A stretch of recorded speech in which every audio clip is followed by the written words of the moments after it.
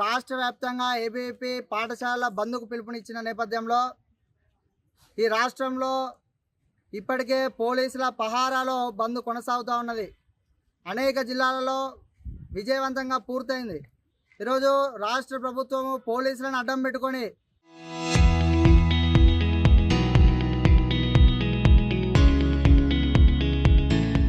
ABVP రాష్ట్ర కార్యదర్శిని కావచ్చు, ఎక్కడికక్కడ కార్యకర్తలను కావచ్చు అరెస్టు చేయడం అనేది మీ యొక్క చాతగానితనానికి నిదర్శనమని స్పష్టంగా కనబడతా ఉన్నది. ఈరోజు ఏబీవీపీ బంద్ ఏ డిమాండ్లపైన ఇచ్చింది? రాష్ట్రంలో 27,000 ప్రభుత్వ పాఠశాలలు ఉంటే 23,000 ప్రభుత్వ పాఠశాలను మూసివేస్తా అన్నావు. మూసివేయద్దురా బాబు, తెలివి తక్కువనివి కాదు, నువ్వు తెలివి ఉన్నవి అయితే పాఠశాలలు కట్టాలి అని చెప్పేసి ఏబీవీపీ అడుగుతూ ఉన్నది. ప్రైవేటు పాఠశాలలో ఫీజుల దోపిడీ అరికట్టడానికి ఫీజు నియంత్రణ చట్టాన్ని తీసుకురావాలని చెప్పేసి ఏబీవీపీ బంద్కు పిలుపునిచ్చింది. ప్రభుత్వ పాఠశాలలు శిథిలావస్థకు చేరుకున్నాయి. గ్రామీణ ప్రాంతాలలో పాఠశాలలో టీచింగ్ నాన్ టీచింగ్ పోస్టులు లేవు, ఎంఈఓ లేరు, డిఓ లేరు. వీటిని వెంటనే భర్తీ చేయాలని చెప్పేసి డిమాండ్ చేసి ఈరోజు ఏబీవీపీ బంద్కు పిలుపునిచ్చింది.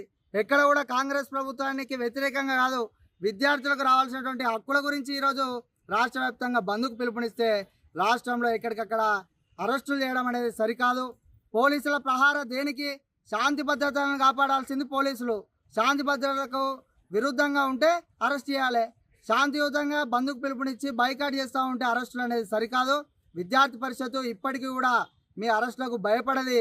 మా డిమాండ్లు ఒకటే, రాష్ట్ర ముఖ్యమంత్రి గారు మీకు అంత చిత్తశుద్ధి ఉంటే వెంటనే ఈరోజు రాత్రి ప్రెస్ మీట్ పెట్టండి. ఈ రాష్ట్రంలో ఇంటిగ్రేటెడ్ పేరుతోటి 23,000 పాఠశాలలను గ్రామీణ ప్రాంత విద్యార్థులకు విద్యను దూరం చేసే విధంగా ఉన్నది. కాబట్టి నా నిర్ణయాన్ని వెనక్కి తీసుకుంటున్నా. యథావిధిగా ప్రభుత్వ పాఠశాలలు కొనసాగిస్తామని చెప్పేసి రాష్ట్ర ప్రజలకు తెలియజేయండి. వెంటనే ఎంఈఓ డిఓ పోస్టులను ఖాళీగా ఉన్నాయి, భర్తీ చేస్తామని చెప్పేసి తెలియజేయండి. ఫీజు నియంత్రణ చట్టాన్ని తీసుకొస్తామని చెప్పాలి. ఈరోజు రాష్ట్రంలో ఎట్లాంటి పరిస్థితి ఉన్నదంటే, ఈ యొక్క ప్రైవేటు పాఠశాల ప్రారంభోత్సవానికి స్వయంగా రాష్ట్ర ముఖ్యమంత్రి పోవడము చాలా సిగ్గుచేటైనటువంటి విషయం. ఇప్పటికే విద్యార్థి పరిషత్తు అనేక కార్యక్రమాలతోటి నీకు విజ్ఞప్తి చేసింది. ఇది ఆరంభం మాత్రమే, బంద్తోటి ఆరంభమైంది. నిన్ను గద్దె దించేంత వరకు కూడా విశ్రమించదు ఏబీవీపీ అని చెప్పేసి హెచ్చరిస్తా ఉన్నాను.